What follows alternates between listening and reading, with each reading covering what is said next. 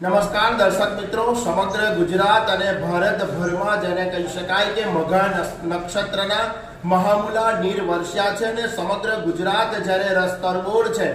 ત્યારે ગુજરાતના ભરૂચ જિલ્લાનો આમોદ તાલુકો અને આમોદ તાલુકામાં આવેલું 5 કિલોમીટરના અંતરે ઢાઢર નદીના કિનારે વસતા ગામો પુરસા, કાકરિયા, માનસિંગપુરા 4 દિવસથી આ ગામડાઓમાં વીજળી ડૂલ છે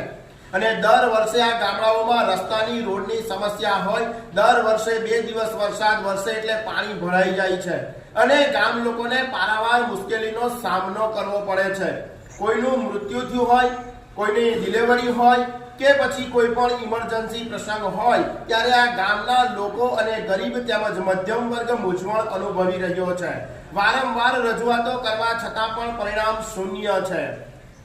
2 દિવસથી ગામમાં વીજળી ડૂલ હોય, ડીજીવીસીએલની ગંભીર બેદરકારી